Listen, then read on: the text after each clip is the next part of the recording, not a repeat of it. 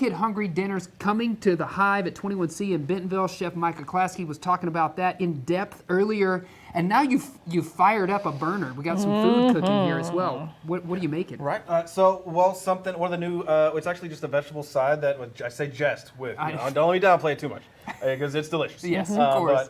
So purple cabbage, it's just basically a new fun take on creamed cabbage. Okay. So what I've got here is I've taken a full head of purple cabbage, split it, and then roasted it in a pan covered with a little bit of vent and some water, spices, herbs, just to let it cook through till it's nice and tender. Frankenstein, as always. Yes, you have the giant tweezers, which are my favorite thing that you bring every time.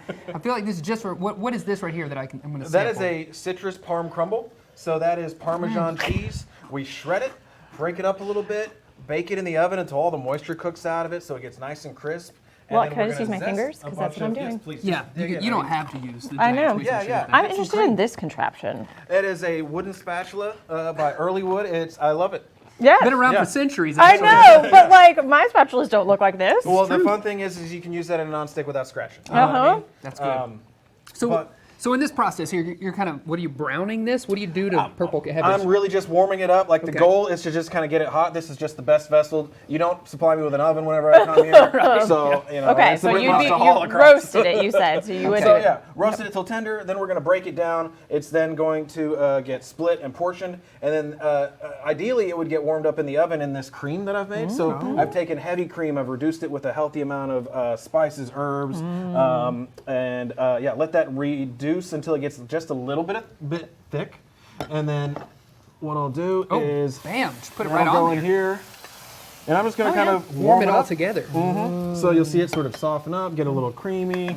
So I don't necessarily, traditionally creamed cabbage, it's all going to be in the pot together. It's going to be cut up a lot more, and it's all going to be very coated. But I want to really let the cabbage kind of be a little bit more delicate. I want the flavors that I've imparted in it to really come through a bit more. So I'm going to keep it a little bit separate. So as it plates right now, I'm just going to warm the cream and let that sort of steam through. Sure. You can see it's kind of finishing reducing.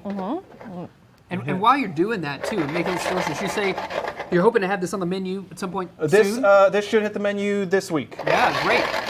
And then we gotta remind our viewers about the No Kid Hungry dinner as well, which is also coming to Northwest Arkansas in January, later in the month. Correct. Right? January 27th at the Hive. You can find tickets online at basically. You can go to our website, which we No Kid Hungry is hosting. So you can go to my Instagram, you can go to the Hive Instagram, you can go to No Kid Hungry, you can go to the 21C Instagram. It's not hard to find. I was clicking around on the not. Hive website earlier, and I found it really easily. So you can see some details right there on your screen. You got some celebrity chefs, some local celebrity chefs. Everybody's kind of pitching in to help fight food insecurity. It's so fun, and it's such an important cause, and it's such a great opportunity to get just to get in the kitchen and hang out with everybody and get together. Like I said, earlier we've got some folks coming in from out of town, but we've also got local favorites like Arturo Salas and Luke Wetzel, who are just a couple of Bentonville killers. Yeah, you see them right there on your screen. The guest chef lineup right there was just on the screen of those folks who are headed to 21C for this great event. Okay, so you're topping it off.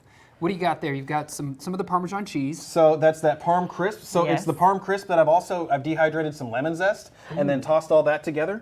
So there's a little bit of fat that's going to be residual on the Parm that's going to grab that, hold on to it. And then I'm finishing it with just a little bit of Maldon sea salt and Mirage chili flake and chopped parsley. Oh man, delicious. My fork is ready. Okay. Please get after it. Go for it, Joe.